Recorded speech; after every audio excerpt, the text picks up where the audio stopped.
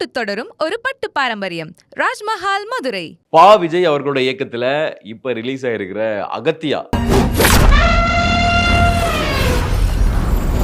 இந்த படம் வந்து பார்த்தீங்கன்னா ரொம்ப ஒரு மாதிரி விஎஃப்எக்ஸ் அப்புறம் வந்து ஒரு ஹாரர் த்ரில்லர் செட்டெல்லாம் செம்மையாக போட்டு ஒரு ஒரு ஃபன்னான ஒரு ஃபுல் பேக்கடான ஒரு படம் அப்படின்னு தான் சொல்லணும். இல்லை அகத்தியா இந்த படம் வந்து பார்த்தீங்கன்னா ஒரு மாதிரி டெவிலுக்கும் ஒரு ஏஞ்சல்ஸுக்கும் ஃபைட் அப்படின்னு சொல்லியிருப்பாங்க. நிறைய பாசிட்டிவான விஷயங்களை வந்து இன்க்ளூட் பண்ணியிருப்பாங்க. முக்கியமாக இந்த படத்தில் சொன்ன கண்டென்ட் வந்து பார்த்தீங்கன்னா சித்த மருத்துவம் அதாவது நம்ம ஆரம்ப காலங்கள்லேருந்து நம்ம தமிழ்நாட்டில் சித்த மருத்துவம் எவ்வளோ முக்கியம், நம்ம இந்தியாவுக்கு எவ்வளோ முக்கியம் அப்படின்றது ரொம்ப அழகாக பேசியிருப்பாங்க. எனக்கு அந்த படத்தில் வந்து ஒரு டயலாக் வந்து ஒரு வார்த்தை ஒரு டயலாக் ரொம்ப வந்து பிடிச்சது. தமிழர்கள் வந்து என்னதான் வந்து ஆழ்ந்து வேலை பார்த்து அவ்வளோ திறமைகள் வச்சிருந்தாலும் அவங்க வந்து ஆவணப்படுத்துறதுல விட்டுருவாங்க. அதனால தான் இன்ன வரைக்கும் நம்ம என்னென்ன திறமைகள் நம்மகிட்ட இருந்துச்சு, எவ்வளோ நம்ம மருத்துவம் வசதி நம்மகிட்ட இருந்துச்சு சித்த மருத்துவத்தில் அப்படின்றத நம்ம கையில் இன்ன வரைக்கும் இல்லை அப்படின்றது ரொம்ப அழகாக அர்ஜுன் சாருடைய டயலாக் ஒன்று இருக்கும். அதே மாதிரி 18 சித்தர்கள் எவ்வளோ முக்கியம் அப்படின்றத இப்போ காலகட்டத்தில் எப்படி இந்த படத்தை அப்படி மாதிரி ஒரு பாசிட்டிவாகவும் சித்த மருத்துவம் முக்கியம் அப்படின்றது கொண்டு வந்தாங்கன்றது தெரியல. ஏன்னா அந்த படம் பார்க்கும்போது அவ்வளோ அழகாக இருந்தது. அந்த விஷயம் தெரிஞ்சுது அப்படின்னு தான் சொல்லணும். முக்கியமாக ஜீவா அவர்கள் எடுக்கக்கூடிய ஒவ்வொரு படமும் மனுஷன் வந்து ரிஸ்க் எடுத்து இந்த படம் பண்ணலாங்க அப்படின்னு சொல்லிட்டு ஒவ்வொரு டைமும் ஒவ்வொரு வெரைட்டி கொடுத்துட்டு இருக்கிறாரு. அந்த வகையில் அகத்தியாவும் ஒரு பாசிட்டிவான ரெஸ்பான்ஸ் கொடுக்கும் அப்படின்றது தான் உண்மை. மெயினாக இந்த படத்தோட செட்டும் இருக்குது, அவ்வளோ சூப்பராக வந்து பண்ணியிருக்கிறாங்க. நமக்கே வந்து ஒரு ஸ்கேரி ஹவுஸ் அப்படின்றது தான் இந்த கான்செப்டே. ஸோ கதையை நான் முழுக்க சொல்ல வந்து எனக்கு விரும்பலை.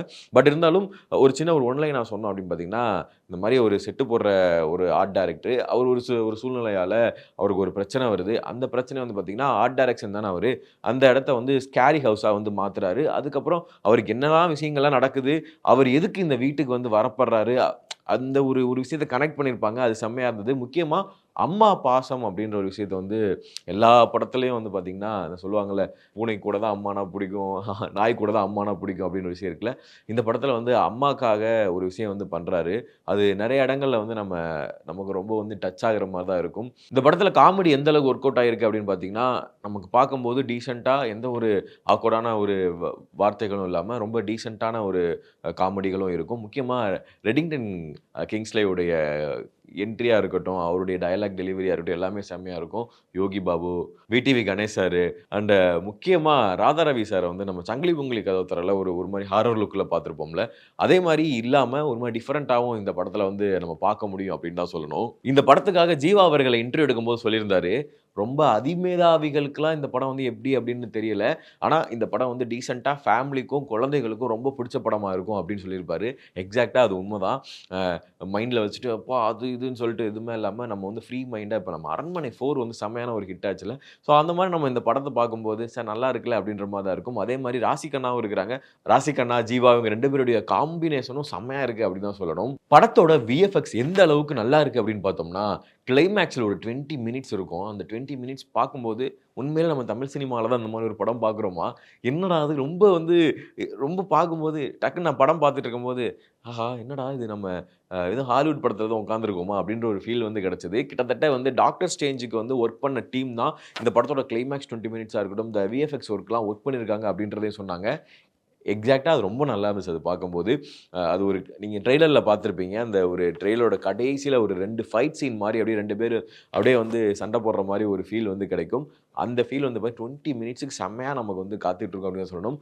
அர்ஜுன் சாரோட ஆக்டிங் வந்து ஒரு மாதிரி சித்தர்களை பற்றி நம்ம சொல்கிறது, அதுவும் இல்லாமல் நிறையா திராவிடம் பேசியிருக்கிறாங்க, நிறைய அரசியல் பேசியிருக்காங்க. நம்மளால் வந்து ரொம்ப பீரியாடிக்கான ஒரு படம் அப்படின்றனால செட்டுலாம் கிட்டத்தட்ட ஒரு 1940 வந்து செட்டுலாம் எப்படிலாம் இருக்குமோ, எப்படிலாம் மக்கள் இருப்பாங்களோ, அதே மாதிரி கெட்டப்லாம் செம்மையாக வந்து உள்ளே இறக்கியிருக்காங்க அப்படின்னு தான் சொல்லணும். அதுவும் இல்லாமல் முக்கியமாக வந்து பார்த்திங்கன்னா, எனக்கு ரொம்ப பிடிச்சது இந்த படத்தில் அங்கே எட்விட் சோனன் பிளிக் அப்படின்றவர் நம்ம வந்து கேப்டன் மில்லரில் வில்லனாக வந்து வருவார்ல, ஸோ அவர் தான் இதில் வந்து ஒரு மெயின் வில்லனாக வந்து நடிச்சிருக்கிறாரு.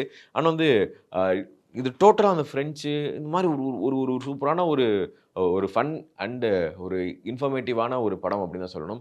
இப்ப தமிழ் சினிமாவுல இந்த மாரி ஒரு சித்தர்கள், நம்ம ஒரு சித்த மருத்துவம், நம்ம தமிழ் அப்படின்ற மாரி பேசுறதுக்கான படங்கள் ரீசென்ட்டா வந்து ரொம்ப குறைஞ்சிருச்சு. அந்த வகையில இந்த படம் ஒரு நல்ல ஒரு பேர் வாங்கும் அப்படின்றதுல எந்தவித மாற்று கருத்தும் இல்ல அப்படின்னு தான் சொல்லணும். டைரக்டர் பா. விஜய் செஞ்ச விஷயம் என்ன அப்படின்னு பார்த்தோம்னா, இதுக்கு முன்னாடி வந்து ஒரு விஷயம் அந்த படத்துல வந்து காமிச்சிருப்பாங்க. எனக்கே வந்து வித்தியாசமா இருந்துச்சு.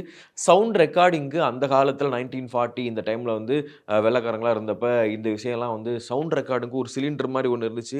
அதில தான் ரெக்கார்ட் பண்ணுவாங்க அப்படின்ற மாரி சொல்லியிருந்தாரு. அதுக்கப்புறம் அவர்ட்ட கேட்கும்போதும், ஆமா இது ஆரம்ப காலங்கள்ல இருந்தது தான். அதே அது அது எப்படி இருந்துச்சோ அதே மாரி ஆர்ட் டைரக்ஷன்ல எனக்கு இப்படிதாங்க வேணும் அப்படின்னு கேட்டு வாங்குனதாவும் சொன்னாங்க.